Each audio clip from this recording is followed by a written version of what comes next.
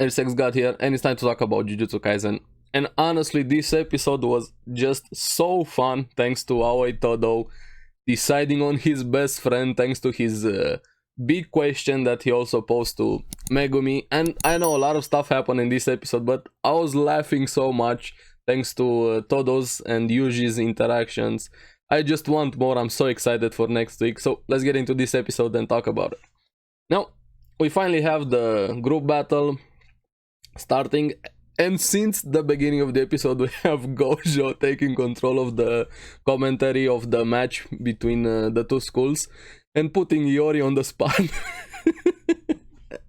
Also, their interactions are very fun, even in the Jujutsu role at the end, but I'll get to that. Now, I gotta say, ever since last episode with Todo deciding he's gonna go against the school, not wanting to take orders, making up his own decisions, how to go about stuff, we have him standing his ground, so to say, keeping to his principles this episode, my bad.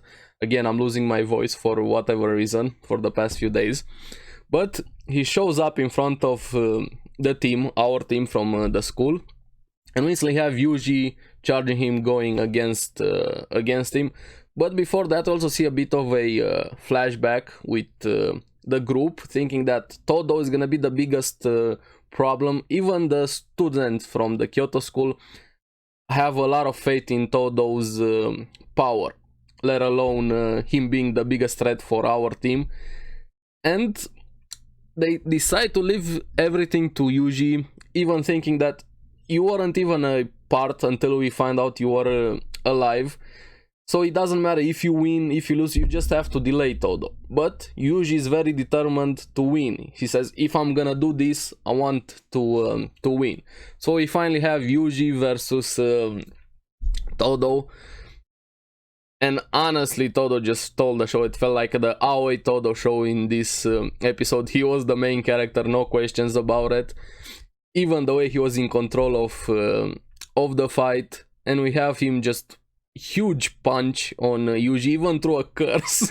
That poor curse being there. Yes, I'm gonna jump in front of these two guys fighting because of reasons. He got completely obliterated, but thanks to that curse, Yuji was able to save his arm, even though he got pushed, sent flying through a tree. Just shows how much power Todo have. Now, a moment of silence for that poor curse, who didn't have any job being there, taking one for the team, so to say. But Todo just going hard, not holding back, completely stomping Yuji one after the other, making his head bleed over there. I think it cracked his head, and Yuji almost passes out, so to say. Even Todo thought Yuji fainted or lost consciousness. But Yuji being Yuji, I think every fight he got wounded. Was there any fight, if I remember correctly, when he didn't have any wounds on him, or something didn't happen with him? I have some Midori flashbacks, honestly. I want to see the day where Yuji is gonna win a fight handily, without being wounded or having to bleed. Even in this fight, he was instantly bleeding from the first encounter, so to say. Now, this is where the moment Todo takes control of the show with his very important question: what kind of woman is your type? The same question he posed to Megumi, where he didn't get an answer he was satisfied with. But in this case, Yuji, being Yuji, is actually being honest, and we know from a few episodes ago that he likes Jennifer Lawrence, and his answer is a tall woman with a big ass Jennifer Lawrence. And I liked how I thought of just going instantly into a fantasy world, imagining a different world where him and Yuji are best friends forever, being in school, thinking about confessing to his crush Takada-chan, Yuji being there to talk him out of it, so to say, what happens if you're gonna get rejected. He actually goes through into this fantasy world and confesses to Takada-chan. He instantly gets rejected because reality, so to say, even in fantasy world, she says that she's in love with somebody else. He gets very depressed, the face he had, the face of rejection. Poor Todo, even during his own fantasy doesn't work out for him. But the core of the fantasy was that Yuji being his best friend, being there to support him, to comfort him after his rejection, spending time together, going out. But yeah, he imagined a whole best friend out of Yuji after he got the answer to his question. And I gotta give him credit, it's an awesome way to make friends. And from this moment on, he decided that Yuji is gonna be his best friend. Honestly, I just want more Todo, what can I say? But of course, somebody has to come in and interrupt this. While he was actually crying tears of joy, that meant so much for him. You can see how honest he is. It feels like he carries his heart on a sleeve. Just completely direct, blunt, and honest with his feelings. He knows what he wants from people, what he is also able to offer. Very direct, and I gotta say, Aoi Todo is one of the best characters in Jujutsu, in a multitude of awesome characters. And we also have the others finally deciding to go after Yuji, following the director's orders to kill him, interfering in this bromance. Honestly, why do you have to interrupt a perfect moment, guys? Now we have Mai going after Yuji, even Miva, and I gotta say, Miva was also very awesome this episode and very cute. She feels out of place at this school, even Maki commented about it, but I'll get to that. And also see a glimpse of her power, new shadow style, simple domain, sort of like a smaller version of a domain. I got some flashbacks, so to say, some vibes from Hunter x Hunter with Nobunaga, the same territory, sort of draw your sword, and if you cross that line you're gonna get cut. But in this case, Yuji with his reflexes, he was able to dodge it, even though Miva said herself she hesitated a bit. She was still surprised at Yuji's reflexes. I want to find out more about Miva. She seems very interesting, especially after her conversation with Maki, but I'll get to that. Now, Yuji finally realizes that everybody is after him to kill him. He's surrounded, and this is where Todo comes in again, stealing the show for the second time, because why not? Like I said, this is the Aoi Todo show. This episode was his episode and he was the main character.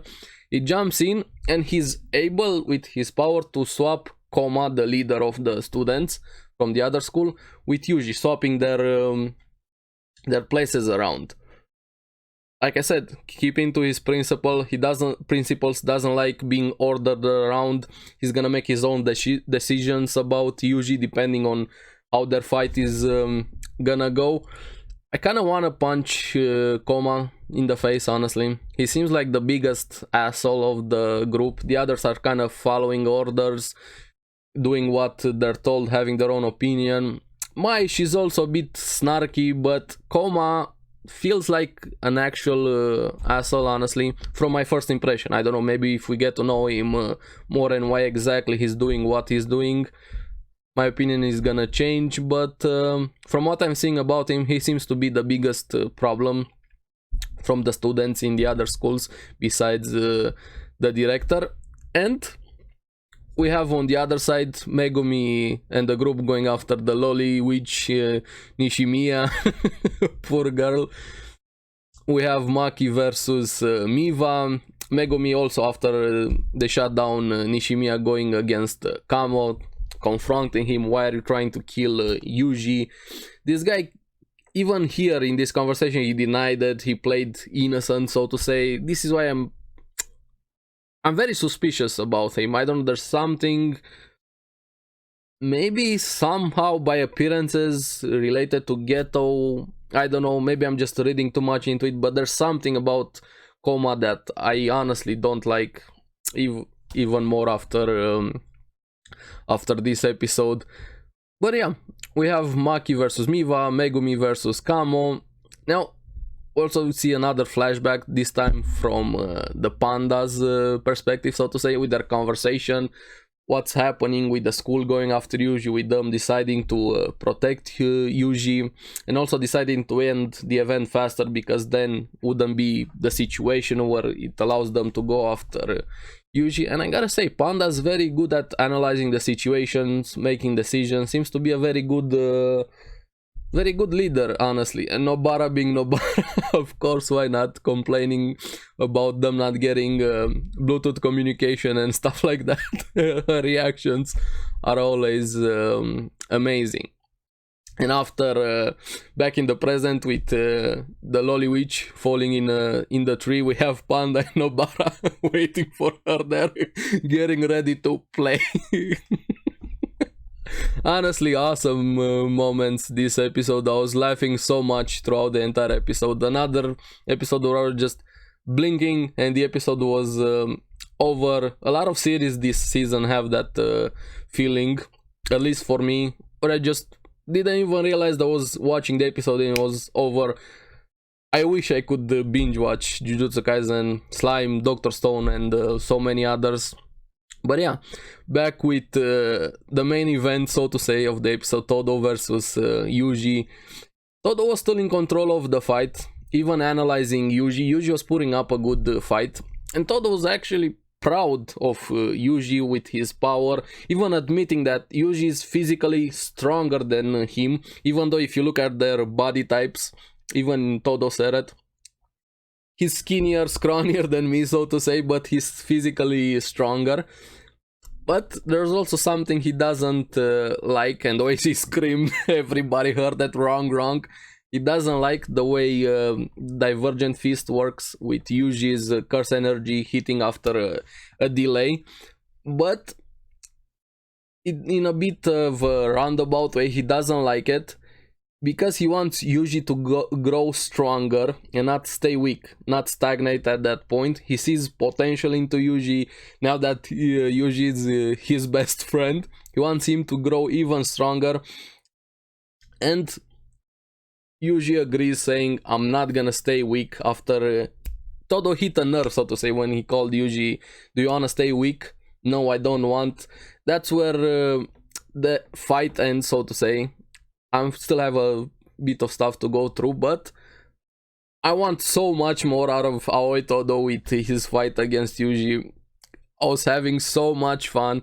They're probably gonna be best friends forever when everything gets cleared up, hopefully. Because I like Aoi so much, I would love for him to actually join this school, because why not? Would be an awesome addition to the team. And the other members are also very interesting, especially Miva. Speaking of Miva, we finally have their conversation with Maki, and Maki points out something very interesting. Apparently she's hiding her powers from the others because she went away when she used her sword style. So there's something there with her being in this school. She doesn't like this sort of situation. She feels sorry that she has to go after Yuji. And we also find out the reason why she's willing to do this, or what she wants mainly. The school event is very important for advancing in ranks in the Jujutsu world, so to say, or society. But the teacher or the sensei can't recommend their own students, so it has to be somebody else. So they have to perform very well in the school event. And her main reason is that she wants money because she's poor. She has to take care of her two brothers, but there's something more going on with her, especially with her hiding her powers. And Maki was awesome. She had the best reaction. Hey, you're a good person. Are you getting along with her sister? Maki is awesome also. I feel like the biggest draw of Jujutsu Kaisen, let alone the story, have to be the characters. Everyone with their quirks, their shenanigans, the way they interact with each other is just so fun and so great. Even more in this episode, when you have a side character stealing the show more than everybody else, you gotta give credit to the series. And a lot of characters were very awesome in this episode. Now we have two fights: Maki versus Miva, Todo versus Yuji, and maybe Megumi versus Koma. If that's actually gonna have a conclusion, we'll just have to to see. But overall, an awesome episode. I just want more just to blink and finish the episode. I would love to binge watch the entire episodes that are left. Hopefully we're gonna get a season 2. I know I'm speaking too early about season 2, but I like the series quite a lot. What can I say? Now, as for the Jujutsu stroll, so to say, we have all of them thinking what kind of person they like. Maki wants someone who's stronger.